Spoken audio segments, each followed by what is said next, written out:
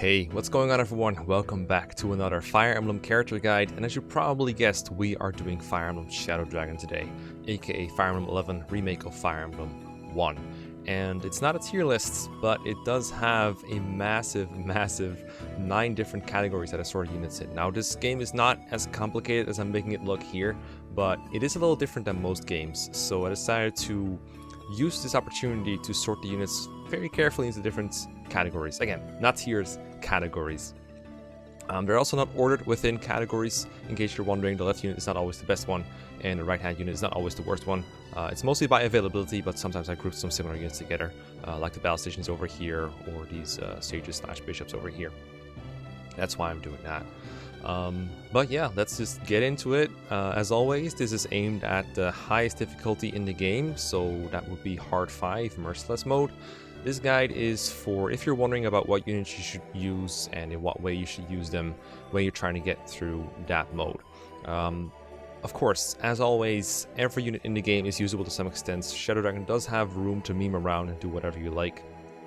It even has save points to make it a little easier to get through chapters without, even if you die, you can just reset and load that save, so you don't have to restart the whole chapter over again. And there's definitely some room for experimentation and favoritism. You can give units forges, for example, or give them reclasses to good classes and make them better. But in the end, some units are easier to use than others, and that's what this tier list is for, if you're not sure on who to use. Once again, we're going to take it from the top and go down all the way.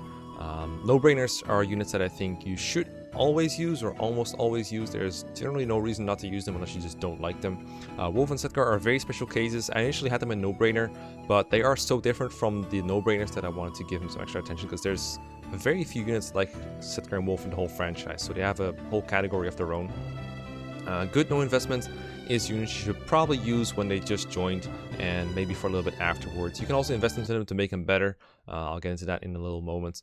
This game has a distinct lack of units like Hawkeye and Pence and Harken, units that are just like really good at base and just survive enemies and kill everything all at once. So instead, the units here might feel a little bit mediocre compared to what you might be used to, or they're not even like they're like on par with more like FE6 Klein, I guess is a good way to compare them. Like George is actually a lot like Klein, so that's kind of what these units are for. Good investments are units that start off, on par with most of the others, but will stay on par with the enemies or even better. Basically just decent bases and good enough growth to keep up with the enemy curve for the most part. Okay investments are units that are not as good in the long term, but still trainable to some extent. A lot of these are units that are focused on swords, which are not very good in Shadow Dragon, and that's why they're only in okay instead of good, but they can still work if you want to. Early game filler is exactly 4 units that I think are good enough to recommend using for the early game, and then just kind of dropping them because they're not as good. If you were to continue using them, I would put them somewhere near high effort instead, or maybe okay investment, but probably high effort instead. But I think they're so significantly useful in the early chapters that they deserve a bit of a category of their own. Mid-late game filler are units that are kind of like that for the mid to late game. You should just try them out for a little bit. They're not as good as the units up here, but they're still like somewhat viable to some extent. But don't expect any miracles from this group of units. High effort are units that are just, I was just gonna say, they're just not very good. Usable, fun for memes, but their stats and bases and weapon ranks especially just tend to be not very good. But they're memes for a reason, and maybe you want to use some of them. And in that case, I wouldn't stop you. I would recommend spicing up your Shadow Dragon playthrough by using 1 or 2 of these, because they just have fun. I've used a couple of them and I really had a good time, so don't take this as like a recommendation against using them period, but more like expect to put more effort into them if you're using them. And special utility are units that have special utility. I usually put the thieves here, so Julian and Ricard here being obvious. Marth is also here because he basically functions like a thief as well for the whole game. I actually don't recommend training him all that much, so that's why he's in here. But like I promised, let's start from the top and work our way down. So no-brainers, units I think you should generally use for most of their, if not all of their availability, that either require no training or the training is like so optimal there's no reason not to do it. Jagen, every time I see his face, I just think of Don because he's had as his avatar for years. But it's actually a unit in this game. It's actually Jagen. really paramount for the first couple chapters. Not saying you cannot beat chapter 1 or chapter 2 or anything without his help, but he just helps tremendously. He can use the Silver Lance. He doesn't double anything because his base speed is actually kind of garbo, and obviously it's not going to go up any further because his growths suck. But just being promoted and being able to use the Silver Lance lets him chip enemies harder than anything else. Heart 5 is a ridiculous jump in difficulty compared to Heart 1 or any of the games that this is remade for, and it really incentivizes you to use Jagen. Enemies might target him more often than you expect because he has low luck, and Shadow Dragon enemies, I think they like having crit rates on stuff, so they will go for Jagen over someone like, I don't know, Draug, I think, or Abel or Kane, sometimes when you don't expect it, so you can use that to your advantage, but it can also hurt you sometimes if he gets crit. He also has access to promoted class change, so you can turn him into something else if you want to. Draco Knight is useful sometimes, higher strength, higher defense, and flying, and the ability to use axes for weapon triangle. Again, a lot of enemies in this game use lances, so being able to buff his defenses by using an axe instead can be helpful. You can also turn sniper for a bit more speed, and access to range attacks. You can turn into a bishop, and with a couple staff uses, you can actually use warp, which can be helpful, surprisingly. So more versatile than just an early game paladin, but all those are just different tricks that he can do. Most useful as like paladin and Draco Knight though. Sita is the user of the Wing Spear, also known as the Glue Factory. The easiest way to break Shadow Dragon in half is to forge the Wing Spear, give it like 4 or 5 or even 6 bite if you want to be insane. And that way you can one-hit KO armored units and, knights probably, depending on like how much you forge and how much strength you have on Sita and what stage of the game we're talking. And you can also one-hit KO Cavaliers really easily. And you might think that's a bit like unnecessary, like why would you forge it when you can just double them? But the way you do it is by forging so much item that you OHKO. First of all, you can attack him without taking a counterattack, and that's very useful because she does not super durable. But for promotion, she's actually like somewhat durable. She has like decent base defense, but being able to avoid a counterattack is huge because enemies in this game, especially in a Heart 5, they hit so hard. So you want to avoid counters. Also, this makes it break slower because it only has 28 uses from the top of my head, and that means you can only attack 14 times if you're doubling, but if you forge it, now you have 28 uses. And you get an unforged one you can use later if you prefer to use, just double attacks to kill enemies, so you can just buy an unforged Wing Spear later. I never really find that necessary. Usually the forged one lasts me all game, but you can buy one of those in like chapter 8, I think. So that's an option. Also, Sita's Draco Knight promotion is obviously ridiculous. Draco Knight in general is like the best class path ever in this game. Thankfully, it's limited. You cannot use infinite Draco Knights, but you should always have at least 1 or 2 in the field because they're just so good. They have insane strength, defense, everything you ever want. 10 move, which is insane. They outrange ballistas of all things, like enemy ballistas, or just get outranged by Draco Knights. It's super stupid how strong they are. So pretty much always use Draco Knight Sita. There might be some chapters where you want Paladin instead to avoid the bow weakness, but most of the time Draco Knight is just perfect for her. Sniper, Swordmaster have occasional uses as well. Then there's Lena up here because she joins with Sea Staves, which gives her the ability to use Warp, and Warp in this game has infinite range, so any chapter you don't want to play, you can just skip, and that is powerful. I'm not going to say it's the most fun way to play the game, because some people prefer playing the game organically, but there are some chapters where, personally, I just go, alright, I'm just going to skip this, because I'm not interested in playing it.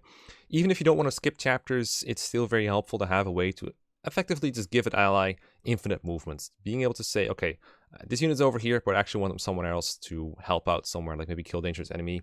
Maybe you missed an attack and you want to compensate for it. Maybe you accidentally mispositioned someone and you need to warp them out of range. That kind of stuff is super helpful.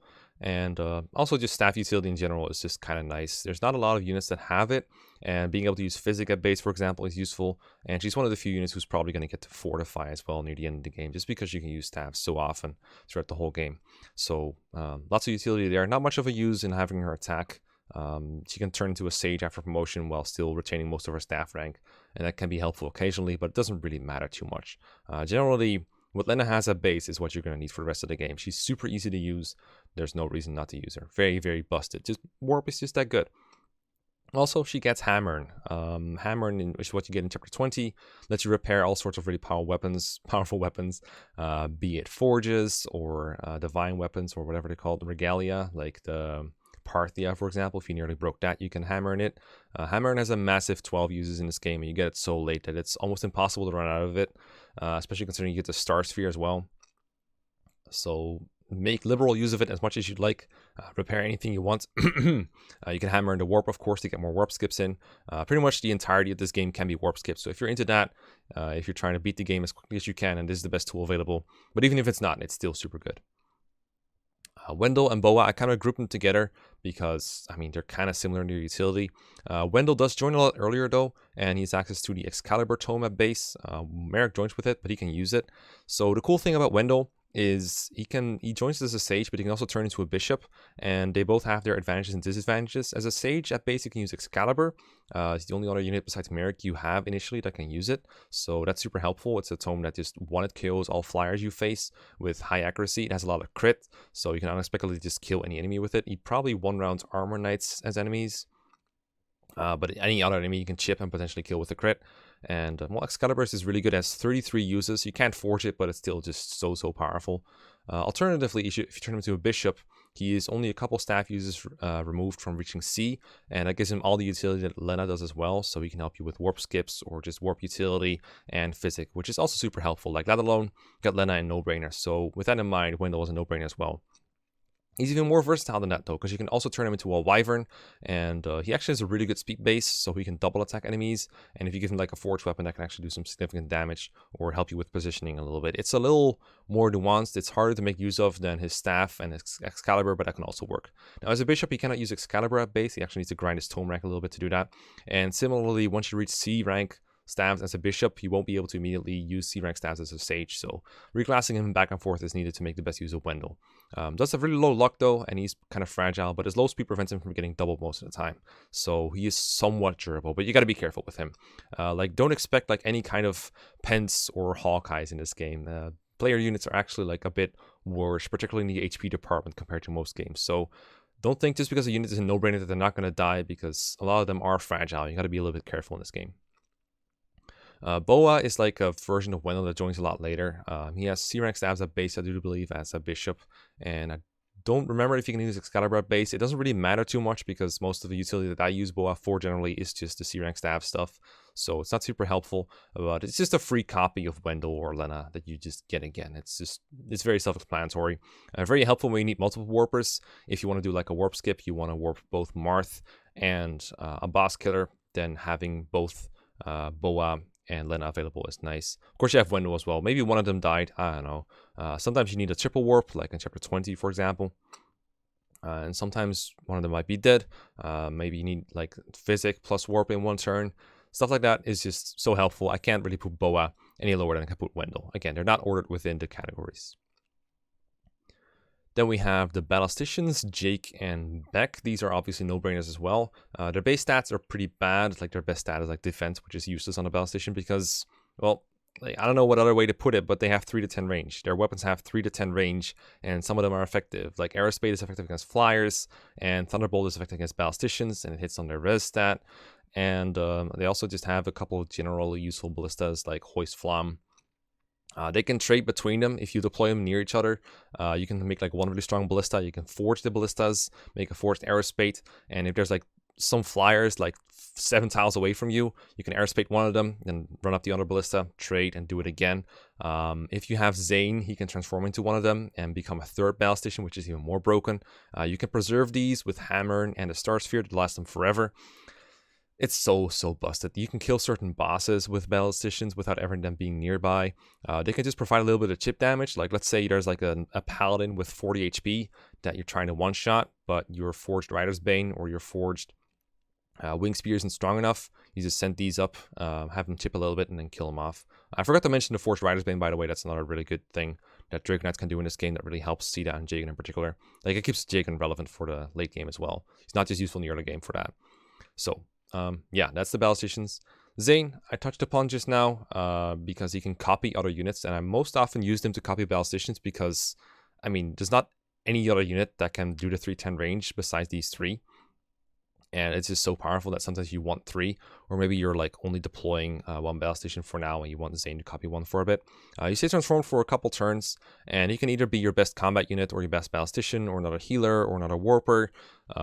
Maybe you want to copy Jagen for some reason, I don't know. But either way, you can copy just about anyone. He doesn't copy every single trait of a unit. Like, he cannot seize like Marth can. I forgot if he can use personal weapons in this game. I know he cannot in FE1, for example. But that kind of stuff is something you have to look into if you're like trying to copy their exact utility.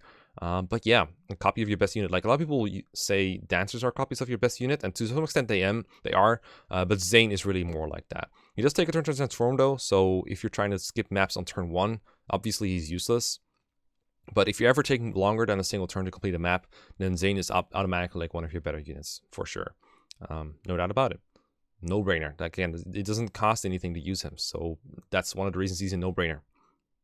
And then there's Nagi.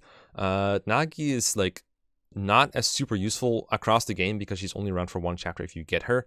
The way you obtain her is you have to access chapter 24X and beat it, which you do if you beat the chapter 24, but then you need to not have Tiki or the Falchion.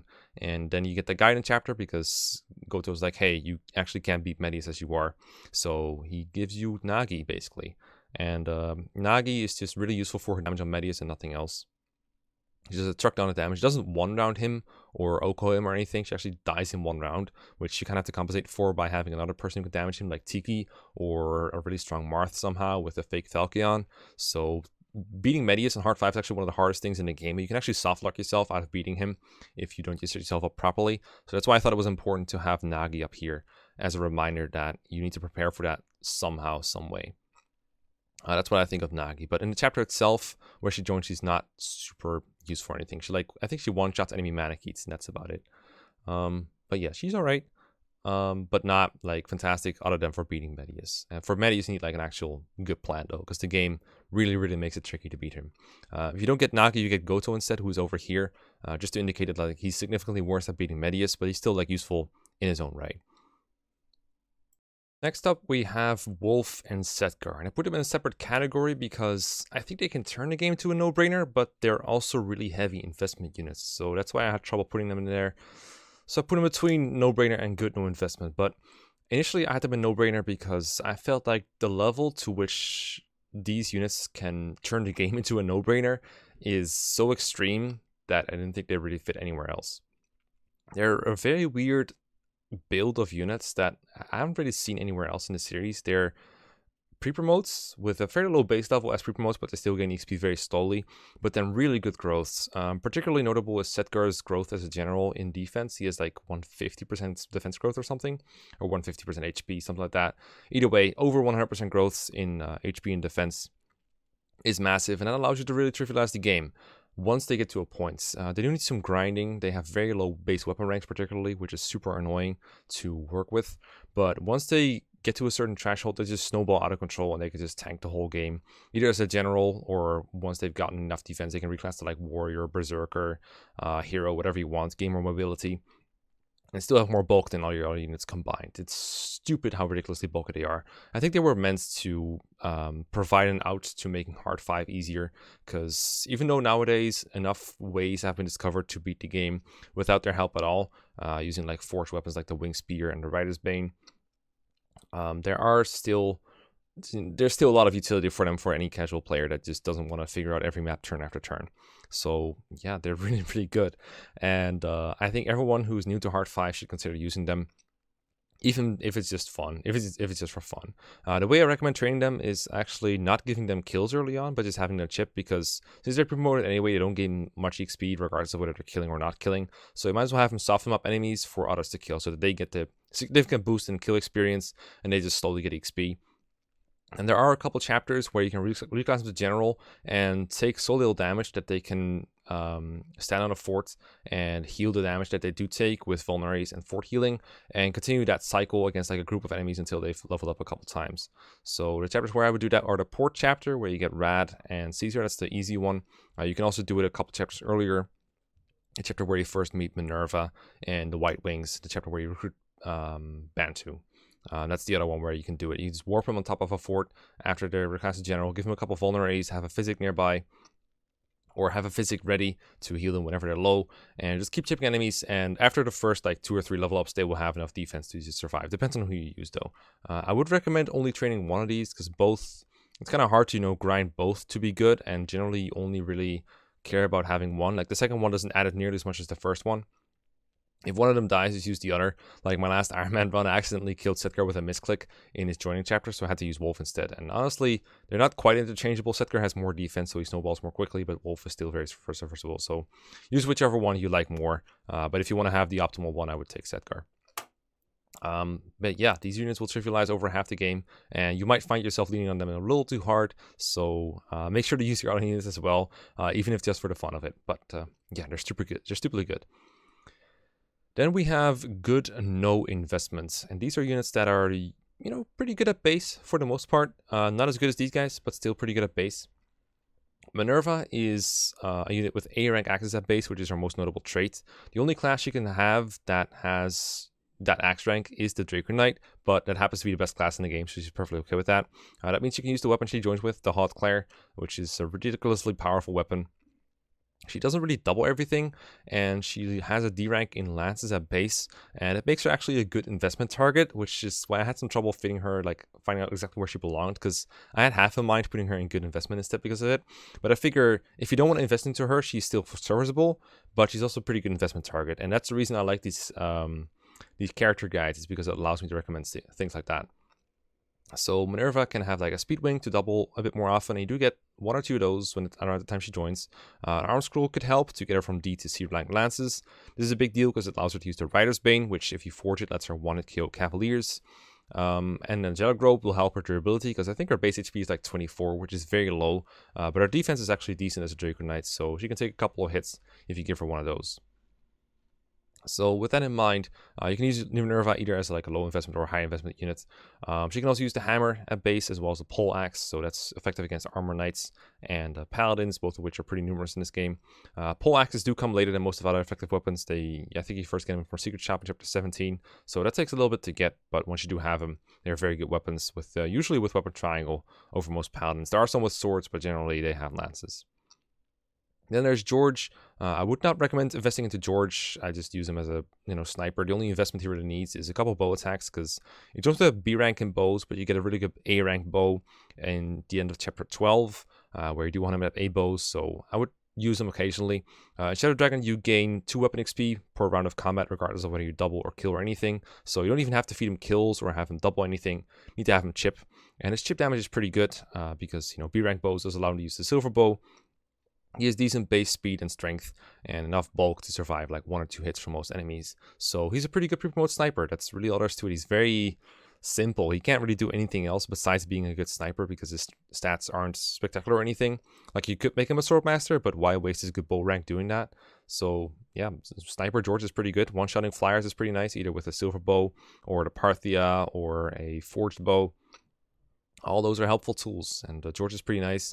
He doesn't really stay useful for most of the game. I find a late game, even though he can still one-shot flyers that are there, it's just not as useful anymore. But while he's there, make sure to keep using him. He's a perfect example of what I consider a good no-investment unit. Next up is Ezel, and Ezel is the first Guiding character that we're discussing.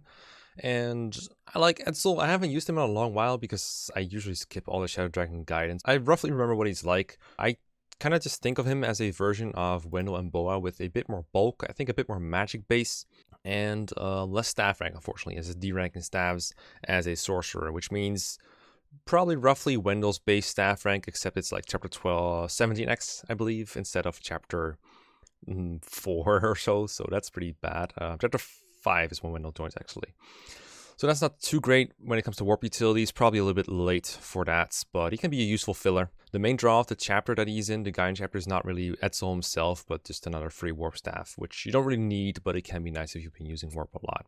I don't think Etzel's particularly great or anything, but at the same time, he doesn't really cost anything. He joins you for basically free, as long as you have the chapter, and he doesn't need any training or anything. He's just a good chip bot, I guess. He's all right.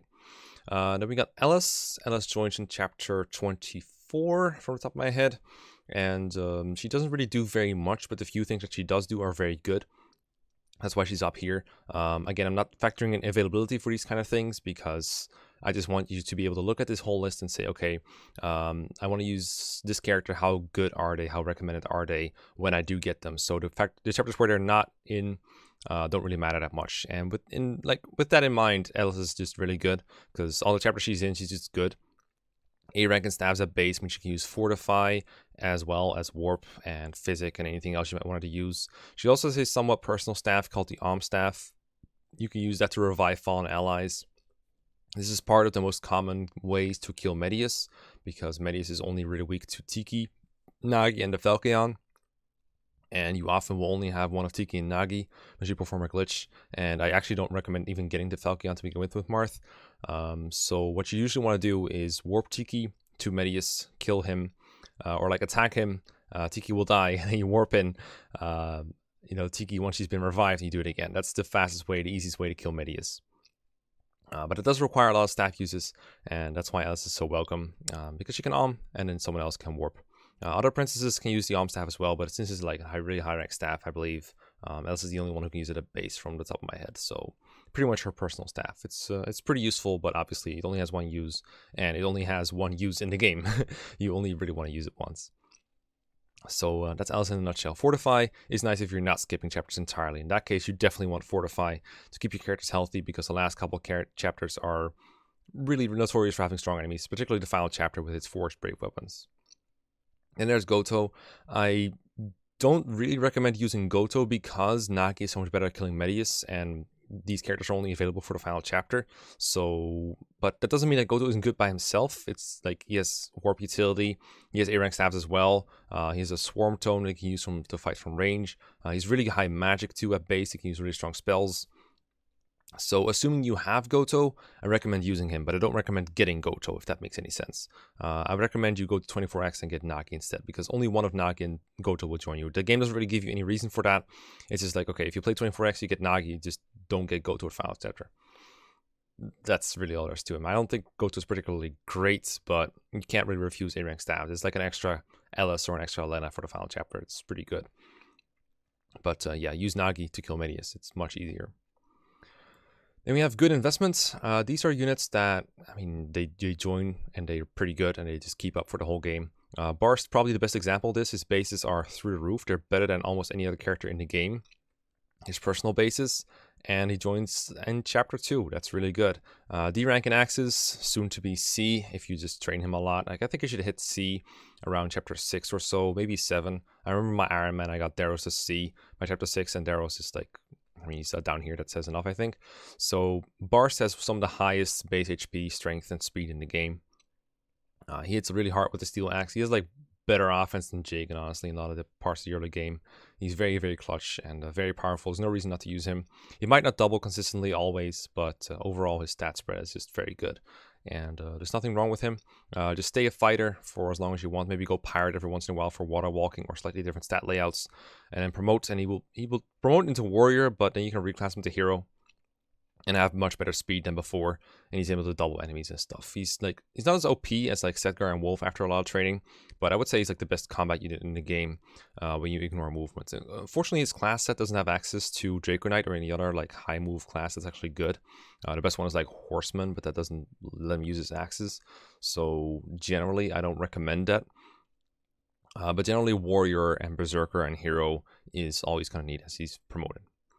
Then we have a couple of Cavaliers. I'll just move Harden over here real quick so you guys can, we can just raid them together. So Frey really shouldn't be here because on Hard 5, Frey doesn't exist, but I wanted to have all the characters on this list, so I decided to put him in here anyway. There is a full content patch for Shadow Dragon apparently. I don't know where it is, don't ask me, but it's there and it allows you to recruit Frey as well as Norn in Hard 5 and use them. And if that's the case, then Frey is like basically the same unit as Abel, assuming he joins you in chapter 1 with the same bases. I don't know what the full content patch does exactly, if it just lets you play the prologue as well. For Hard 5, if it just makes him join up the bat. But either way, Frey can join you in the prologue in normal mode. Alternatively, if you're trying to use this as a guidance like who to use in normal mode, you can think of this like a more lax mode, but the units comparisons are mostly the same. Like these units are always going to be good, but using the bottom units might be a little bit easier on the normal modes. And for that reason, I put Frey on there. He and Abel are basically the same. Just a Cavalier with base D-lances, which is good enough to get javelins, and a pretty good stat spread of like enough strength and speed to get by. On Hard 5, I wouldn't expect him to double attack consistently, but the Lance rank alone lets me use Rider's Bane by the time like chapter 5 rolls around, maybe chapter 6, and that's really all you need out of a unit to be competent. Harden is much of the same. He joins with a B rank and lances at base, so gets the weapon rank bonuses and has silver lance at base, as well as the Rider's Bane utility that you want. All those things are just pretty good and pretty chill. Getting them to promotion is nice because then they can become a Draco Knight or a Paladin if you want more res and no bow weakness. And they can just use whatever you want. Mostly Silver Lance and Rider's Bane, maybe Javelin occasionally. That's all you kind of need in this game. They will probably not have a very good sword rank, but that's okay because swords are just not as good in this game. So that's basically the Cavaliers in a nutshell. Then there's Merrick, who is mostly here for Excalibur. I don't think Merrick is a great investment project per se. I think the most utility that he usually gets is using Excalibur, which you do have Wendell for already, so it's not like exclusive to him. But it's nice that you can use it at E-rank tomes, and sometimes you want like multiple Excalibur users, or maybe you just want Wendell to focus on healing, or being a Draco Knight, or a Paladin or something. And then Merrick is very nice for using Excalibur in his stead. It's still a really good tome for him to have. His base is alright. He's more bulky than you'd expect of most mages, but other than that, he doesn't really do a whole lot. And there's actually times where he gets like one rounded, I remember in Heart 5. So don't overestimate his bulk. It's okay, but don't expect him to like tank a bunch of enemies. It's still Heart 5, right? Heart 5, he still takes a bunch of hits. And by a bunch of hits, I mean he takes a bunch of damage, is what I meant. Merrick is alright, and the lower difficulty is obviously a lot better. But yeah, just spam tomes, spam Excalibur, it's really good. Then there's Katria and Pala, who are definitely investment projects that join around the middle of the game. But their bases are good enough to get by, particularly Pala's because she has a B rank in lances, so she can use the Silver Lance, the Rider's Bane, and have pretty good accuracy with him too because of the B rank lance bonus and everything that comes with it. Also pretty nice is they promote the Draco Knights, which is a busted class. You can also become Falcon Knights, but the Elysian Whip is like DLC basically, so I'm not counting it. I'm just assuming they become Draco Knights. The cool thing about them is they can be Pegasus Knights for the Desert Chapter and be pretty good against the mages there. With a barrier, they take the very little damage from all the mages, and then they can promote. They lose a bunch of res, but by that point, you don't really care about the lower res, and they just get a really big bonus in HP and strength and speed and defense, and just become good for the same reasons as Sita, but no Wing Spear. But still, being able to use the Rider's Bane alone is good enough to be like pretty good in this game, particularly with their stat spreads. Like particularly Katria has really good stats once trained, so these units are pretty nice to have. More investment than these units because they join a bit under-leveled, but their class is so good, it doesn't matter all that much. They join close enough to promotion to where you can get them there. So I think they're like good investment projects. If you're like warp skipping the whole game, then obviously they're better late game. Doesn't matter all that much. Like if you're not playing, for example, the Garnet chapter straight up, then I don't think their better stats matter all that much. But if you're not warp skipping, then you can get a lot of mileage out of their good stats. Then we have okay investments. These are mostly units that are focused on swords, and while their long-term stats are like not as terrible as the others, I cannot hardly recommend using these units. And then there's Maria, who's like a staff unit, but inferior to the other ones we already got. And you know, at some point you do have enough staff users, but it's still better than being a bad combat unit, so I still put Maria up here. Kane has like the reverse of Abel's weapon ranks, so he has a better sword rank, but a worse lance rank. E-rank lances means he cannot use javelins, and that's unfortunate. Also has less speed, so he gets doubled more often. And yeah, this game was just not designed with weapon triangle in mind when it comes to enemy weapon composition. So what you will find is that he just faces weapon triangle disadvantage a lot.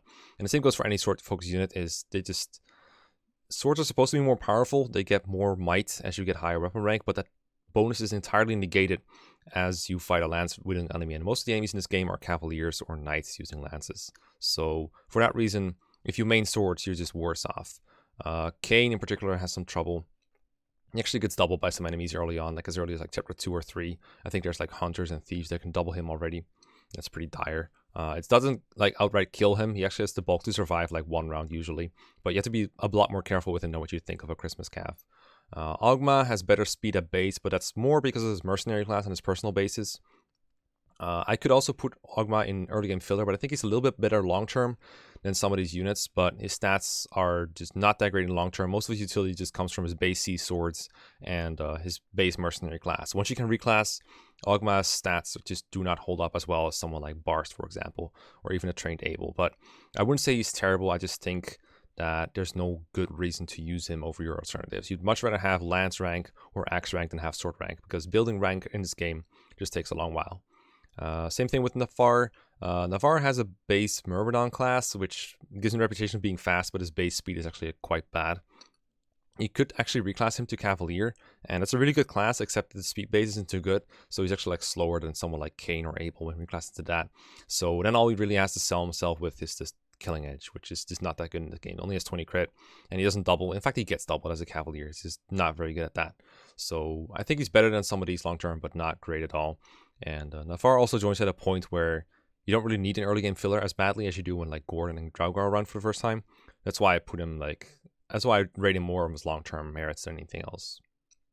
Athena is kind of like Navarre, but joins in the guide in chapter 6x, so way after swords are useful, because like early game, sure, there's a lot of enemy axe users, but by the time Athena joins, like only her joining chapter, and then maybe chapter 9, that's it for axe users. Most of the time you're facing lance units, Athena's sword rank just doesn't come in handy, so she's just not very good there. Her bases are, like, they're better than average, I think, but not spectacular enough to make me really recommend her, but still okay. And again, you use any unit you want in this game and get away with it. So if you like her a lot, feel free to use her. Maria, staff unit, but pretty superfluous, but still better than bad combat. Then we have early game filler. These are units that I really recommend using when they are around when they first join, and then just kind of ditch them because more better characters show up that kind of outclass them. Gordon and Draug are really the stars of chapter 1, which is very funny. Gordon is the only unit with accurate 2 range in that chapter because all the enemies use axes, and the only 2 range you have besides Gordon is javelins with garbage hit. Javelins do have more might than iron lances, so you actually want to frequently use them, or you would want to if they are accurate, but they're usually not. So having someone who can actually chip at range with the steel bow and do significant damage is very nice. This is useful in chapter 1, and then it gets less useful as you go along. By the time like chapter 4 or 5 roll around, you have like better units to field than Gordon usually. And the archer class only having like 5 move and terrible terrain penalties is not helping here. And you can't really reclass anything better either. There's no option for going hunter or anything. If you can promote Gordon and make him a sniper, then the sniper class itself is really good. So that can make Gordon salvageable, but he's not particularly good at anything other than that sniper class, which pretty much anyone can use anyway. So yeah, use him in the early game. It's pretty good there, and then ditch him one at a time. Feels good. Kind of like good investment, or kind of like good no investments, but for like a shorter time. And I felt like very different from like Minerva and George, for example. Draug similarly, very good in chapter 1. He has the highest bulk in the game in that chapter, along with Jagen. He can take quite a few hits from pirates, particularly when he's on terrain like a fort. So use him to tank some pirates and ditch some damage back. Maybe chip with javelins. And that can be pretty useful for chapter 1. Soon after that, he gets doubled by the enemy pirates. The enemies in chapter 2 are significantly stronger in chapter 1. And you just don't really want to rely on Draug to tank hits anymore, other than against like enemy thieves and maybe hunters. So he quickly loses steam, but in chapter 1, he's very, very nice to have. Riz, early game healer, you get him in chapter 1, and he's the only healer you have until Lena shows up. So you want him to just save you vulnerary uses. You don't even get many vulneraries, you don't even get any in chapter 1. And then he shows up and he just says, okay, take me with you, I have a staff, I will heal you. Cool, let's do it for the first couple chapters. But he has an E rank base in staff, so he can't really get a high staff rank. He could probably get to, excuse me, he could probably get to Maria's staff rank at base if you use him full time. So if you want, you can put him like okay investments. But the point is, Riz's bases are not going anywhere. His stats are garbo, so it's just warp utility really.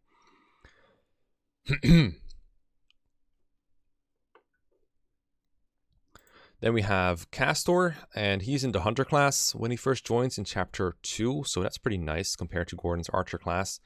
He's not particularly great stat-wise, but at that point in the game, free chip is nice, so another steel bow user that can just fire at range with no real cost. Once chapter 4 is over, you probably won't use him again. In fact, you might even ditch him sooner than that. I wouldn't cry over him if he died or anything, but he's alright. It's just pretty much anyone can be a hunter that's like roughly on par with him. So there's no real reason to use him. For example, like Sedgar and Wolf do like about as much damage as he does with his steel bow, I do believe. It's pretty pathetic. But again, the hunter class is pretty good, and early on you cannot reclass, so might want to keep him around. Then we have the mid-late game filler. These are units that are generally just not impressive, but if you have a slot open, it's not a terrible idea to field them sometimes, but most of the time I don't, so I don't have too much experience with these units. So I'm going to briefly go over what they're good at and what you can use them for, and it's up to you to decide whether you're worth, like, what do you think they're worth deploying or not. If you don't have a slot for them, don't feel too bad, because you're not missing out on too much. Linday has useful chip damage with Aura, 1 to range and hits on res, so that's pretty nice. Very fragile though, so I don't really recommend training her full time. If you did treat her like that, she would be a high effort unit, or maybe okay investment maybe, but she's very underleveled when she joins, and her growths don't really warrant training her up all that much. I recommend just using the immediate chip damage that she offers, because Aura is a very strong tome. She's basically the only female that can use it, because only females can use it, and she's the only one who can use it with E rank tomes or D rank or whatever she has. So that's the main pro of using Linday. Medea and Horus distinguish themselves with their higher lance ranks, so they can use something like that Rider's Bane. Medea is kind of like if Jagen joined again in the chapter 13, basically, chapter 12x if you're playing it. Depending on what your team looks like, if you're doing like an Iron Man or something, that could be good. For me, it usually isn't. Their stats are not that great. They're better than Jagen's, but not by a whole lot. So if you have like a bunch of trained Cavaliers already, there's not really a reason to use her over them. But if you don't, then you might be in luck, because she might be okay as a Paladin or a Wyvern. But don't expect her to like double and one out enemies or tank a bunch of them, because none of these units are going to do that, obviously. Horus is a general, joined in chapter 12x. You cannot really reclass him to anything else that's super useful, so if you need the extra bulk, then he could be nice, I guess. I find him better in FE12 than FE11 personally. Can be an okay filler. The lance rank is nice. The bulk can be good. Just keep in mind he's not as bulky as like a trained Setker or Wolf, so not exactly the tankiest general around. Then we have Astram, just really high sword rank at base. He has the Mercurius, so that's a pretty immediate chip if you don't have anyone else with A rank sword, which you probably don't. And you can also use something like the Armor Slayer or the Worm Slayer. Situationally useful. He is a hero, but he's not so fast that he just doubles everything. So don't expect like a Garrick out of him or anything, and then you should be okay using him. But I don't think he's particularly good. His HP, like most people promotes, is actually pretty low. Same for Samson, or well, Aaron, and then Samson as well. Just you can choose either one of these, because like if you visit their village, you get one of them. And I generally recommend choosing Samson because he has better bases, and the axe rank is more useful than Aaron's lance rank. Like Aaron is like if Jagen joined again, where Samson's like a better version of Astram, which is significantly better. Astram can also use Samson can also use the poleaxe at base, I believe, which is pretty useful. So he's actually like fairly okay. I would almost put him like up here, but not quite so much. He's still like a filler unit. Aaron is just kind of worthless. You might be surprised to see that she's not in high effort, and as a growth unit she is, but I've actually got a lot of mileage out of using her as a triangle attack bot, like just putting her near an enemy and having Pala or Katria come in for the kill with a guaranteed crit and hit. Like I unironically think their triangle attack is somewhat decent in FE11, because the enemy density is so low that you can afford to use it sometimes, and missing against like an enemy that almost one-rounds you is super, super scary. But I was actually able to just get Est to 1-hit KO Camus, like a base level basically, with the Rider's Bane, and that's pretty impressive. So I actually think Est is okay like that. If you want to turn her into a growth unit and just, you know, train her up and make use of her higher growth, then go right ahead. I recommend triangle attack botting. It's actually pretty fun and a really nice way to just, you know, spice up late game FE11 a little bit. But, you know, obviously making her like promoting her is going to take a lot more than just that. This is just for utility as a support bot, I guess. Laurence joins really late as a general. He has a high bow rank, so you can turn him into a horseman, use an arm scroll on him, and then you can actually like, I think you can one-shot Draco Knights in the chapter after he joins, which is, it's questionable how good it is, especially considering how rare arm scrolls can be. But, you know, it's better than nothing, right? And it's not like I can make him high effort, because you can't really train Laurence. His base level is too high, and his growth rate is not good enough. He's just a filler, but not a particularly good one. Emir, it's been a while since I've used him. I think he joins in chapter 20x. If you kill like a bunch of units, then you get his Gaiden. And I don't remember his base being particularly impressive. He's like a warrior, so probably good axe rank. I think he has some bow rank as well. I don't remember. But he's not very good. I just remember he's not very great. But give him a spin. Like all these units, just try him out for like one chapter after you got him. And if you enjoy using them, then keep using them. I don't think they're particularly great, but they might surprise you. And you might like their design. I don't know. Tiki, I put her this low because I think Nagi is the better unit against Medius. If you train Tiki, she can actually have like better stats against Medius, better hit rates as well. Especially if you have like Marth warped in to support her or something. She can be a better Medius killer. Pretty good against mages from what I remember, and she can finish some enemies off because her might is pretty high. She just doesn't double anything, she's kind of fragile at base. But her growths are really good. Manikeets are fun to use. She might be able to one-shot some Manikeets depending on how high her stats are. But don't quote me on that. I don't think she's particularly great, in the amount of investment it takes to make her good compared to just using Nagi at base is not really worth but there are some uses for Tiki, and she's fun to use, so I can't say she's high effort. I think there's some things you can do at base or near base that are useful, particularly just being good against the final boss, so I couldn't put her in high effort. Then we have high effort. These are units that are generally just don't have good weapon ranks to work with, or just don't have good weapons or anything. Norn is normal mode only, or if you use some kind of patch, then you might be able to use her in hard 5, but generally normal mode only. But she's like the worst you can get out of the prologue, even after sacrificing, even if you sacrifice like 2 units, you get Norn, and you're just like, okay, why did I bother with that? Stats aren't very good. It's just like getting another Gordon in chapter 1. Not really worth, unless you think he's cute, in which case, might be worth for you. Board has C rank axes at base, so we can use the hammer. His stats are pretty garbage, particularly speed, but C rank axes can be useful for a little bit, so you could argue he's like an early game filler, but early game has like no armor knights, so most of the time I think what he's most useful for is like chucking a hand axe or using the iron axe on something to kill it, just because you need all the firepower you can get in the early game. That's all you can do. Cord is a lovely meme unit that I love to use, but he does have E rank axes. That actually enables him to go like any class without losing anything significant. You wouldn't want to like turn Board into a dark mage because they lose all the C rank axes that he has, which is like his only pro. Cord doesn't really have anything like that, so you can just turn him into something else. He's actually a really fun dark mage to use him. I used him in last Armman playthrough. Traditionally, he's just an axe user. Fairly fast, actually, it's the same speed as Barst, if not better. But he has lower strength, and E rank axes is garbage. So yeah, fun meme unit. Deros, he became Sil. That's all there's really to him. Anyone can become a pirate, even these two, so there's no real unique water walking utility for him. Lowest base speed in the game, lowest growth in the game, I believe. So absolute top tier meme unit. Very fun to use, but I wouldn't recommend it to anyone looking for good units. All these Cavaliers are bad. They kind of like D-rank lances and E-rank swords, so they can get to Rider's Bane eventually, but it takes a long while, and their stats are absolute garbage, so not recommended highly, but they are there if you want to. Bantu can only use Firestones, and like his biggest trait is like somewhat above average defense, but he still gets one-on-one by a bunch of enemies, so not worth. Can't use Forges, cannot reclass, so not great. Caesar and Rat, completely inferior to the earlier alternatives you have, like Navarro and Augma. They're not even that good to begin with, so no reason to train them again, unless you're looking for memes with Rat Quets, in which case, go nuts, absolutely great. Same for Roger. Roger actually has a really good speed base, just like Draug, because that's the way the Armor Knight class works in this game, so you can turn him into something like a Hunter or a Dark Mage if you enjoy that kind of thing, but he's not particularly good. He loses his somewhat solid D-rank lances, and that's not great. But he can be an okay hunter, I guess, if you turn him into one. Or like, what else can he even be? He can be like a fighter, I guess. Pirates. It's not great, but he's somewhat fast, so that's interesting. Definitely a high effort unit though, because of how unleveled he joins. Same for Dolphin McCallan, joining chapter 12 with no noteworthy bases. Same for Tomas. They're just not very good at base, but you can turn him into something if you really want to. It's going to take a lot of effort. I rushed through these a little bit because, I mean, they're just kind of bad. I don't want to repeat it too much because I love a lot of these units in this whole tier. Like, they're fun meme units, but I don't like trashing them for too long. So let me move on to the special utility guys.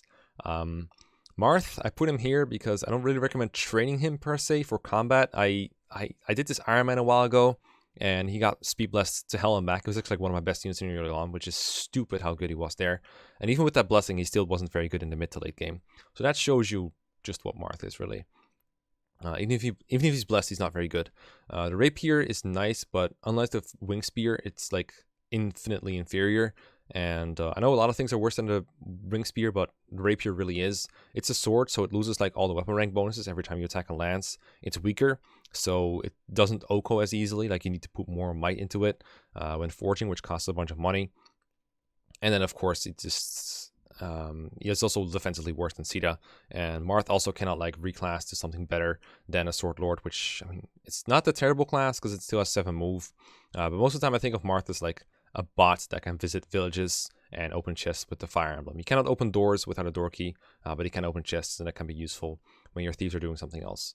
That's the way I recommend using Marth. It's just supporting people a little bit, maybe finishing off some enemies. It might not be a terrible idea to train him when you can, but leaning backwards to get Marth to level 30 is going to cause more headaches than it's going to help. Kind of like training Lena and Eliwood is just only going to help you when they're force deployed, and even then it doesn't help very much. So I generally recommend against it. But if you like him, you know, if you're playing this game, it's probably because you some heard of Marth, like Smash Bros or something. So you might want to train him anyway. I just don't recommend it very highly. His class is just not very good, and the rapier is okay at best. Julian and Ricardo, their stats are even worse than Marth's. They only really have good speed. Their bulk and attack power is just garbo. Swords are not very good, but they do open chests and doors for free without any help of keys or anything, and that alone is useful. So you should deploy them whenever there's treasure. There's a lot of treasure in this game, and treasure is very good. Even if it just gives you money, it lets you forge powerful weapons. So don't think of this category as a very low one. It's just a very special one that I always put below high effort. But these units, they don't really fit with like the units that I'm rating on combat or staff utility. They're special. That's why it's called special utility. I don't think these are the worst units in the game. These are the units that I think are the least recommended. These units I would always use, but just only in specific situations, like when a chest needs to be opened, or a door needs to be opened, or you need to visit a village. Something like that.